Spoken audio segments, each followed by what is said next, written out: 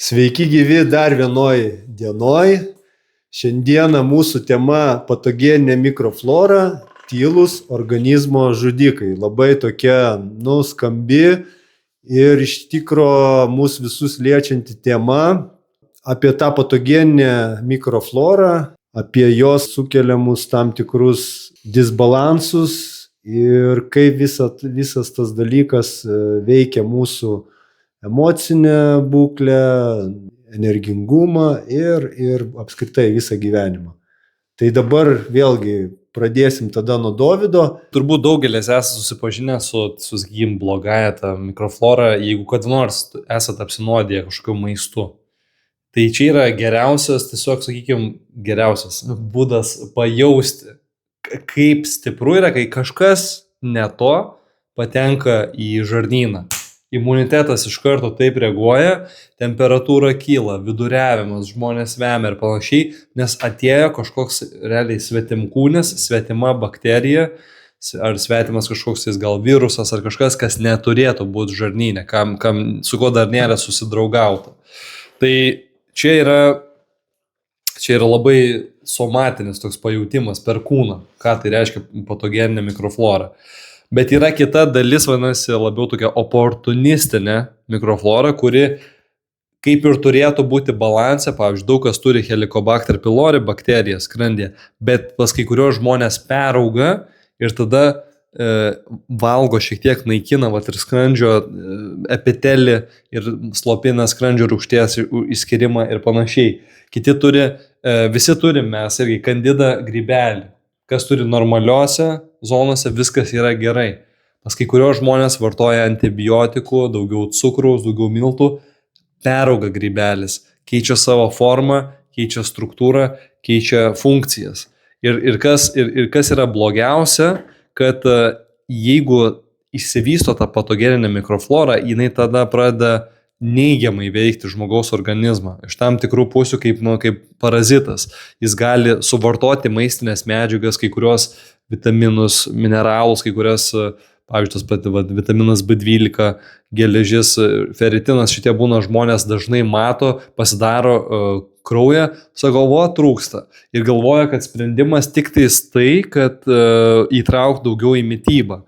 Bet kartais iš tikrųjų reikia išvalyti žarnyno mikrobiotą, ar tai ten pareiti, pelynas, bitkreslė, gvazdikėlis, tokius paimti augalus, kurie valo žarnyną, išvalo tą blogasias tas bakterijas, patogeninę mikroflorą ir tada nusinulint ir pradėti atstatyti gerąją mikroflorą.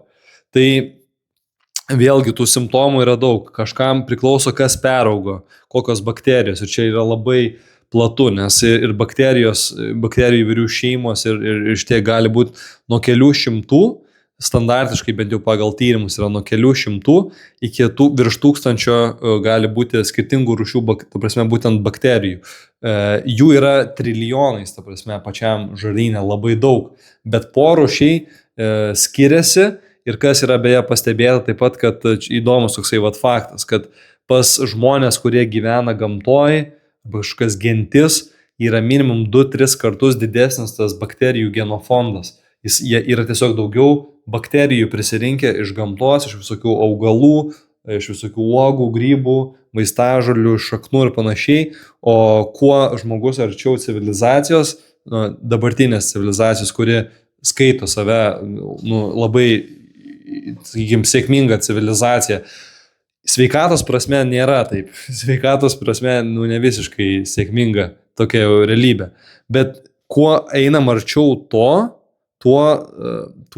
mažesnis bakterijų genofondas ir tuo tada jau yra tik tais gali būti keli šimtai tam tikrų tų skirtingų rūšių, ne bakterijų. Ir kas tada yra, kai daug ir jų yra mažiau ir jeigu žmogus dar geria kažkokį nešvarų vandenį su chemikalais, su antibiotikais, valgo kažkokį maistą ir panašiai, sumažėja gerųjų bakterijų. Tada išauga blogųjų bakterijų, išauga grybelio ir tada prasideda labai daug lėtinių ligų.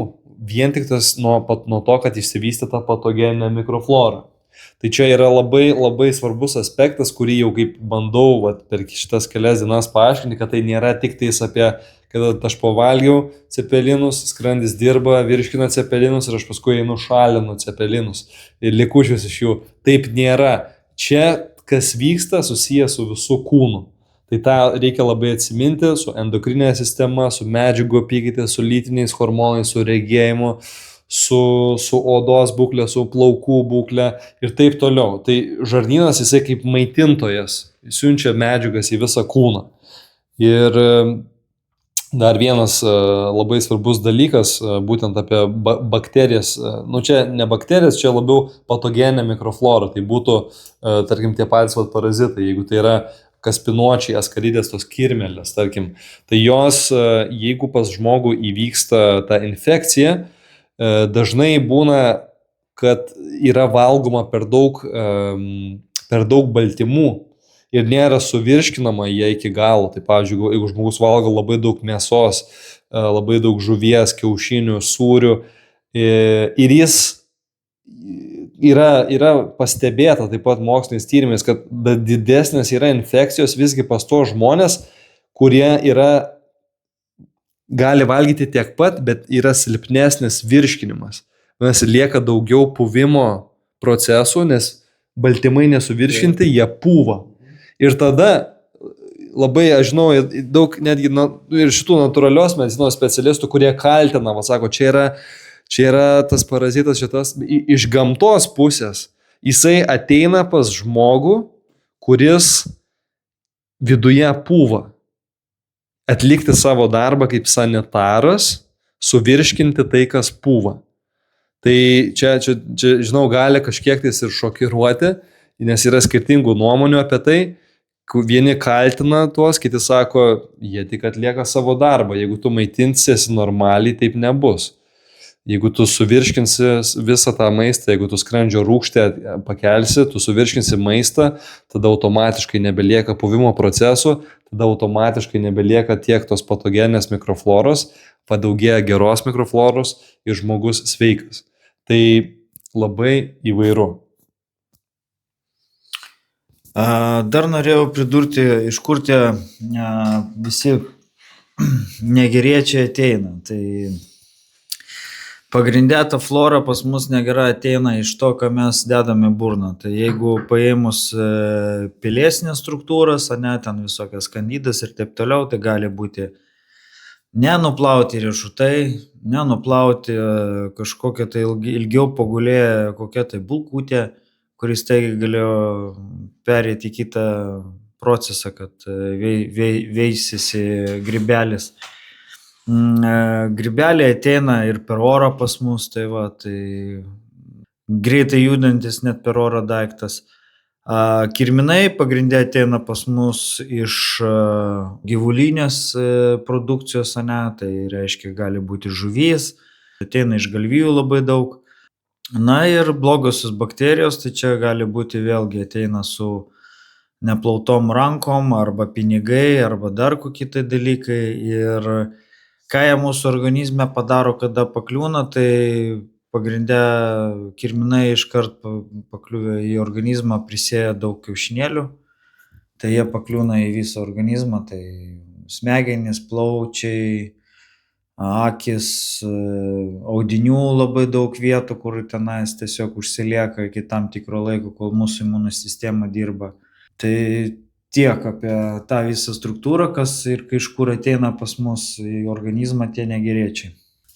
Gerai, tai kaip ir patogeninė mikroflora, tylus organo žudikai, tikrai informacijos, manau, tiem, kas domisi, kam įdomu, kas dalyvauja iššūkį, pakankamai suteikiam. Vėlgi lauksim klausimų, savo kažkokių istorijų, pastebėjimų, kad galėtumėm jum padėti. Dabar anonsuodamas kitą dieną pasakysiu, kad sekančioj dienoj nagrinėsim būtent simptomus, kurie būtent ir parodo disbalansą. Tai ką, šiandieną tiek, susitiksim sekančioj laidoj ir panagrinėsim būtent tą temą, turėtumėm visi bendrą suvokimą, simptomai, kurie rodo disbalansą. Tai ką, šiandieną tiek, iki sekančių susitikimų.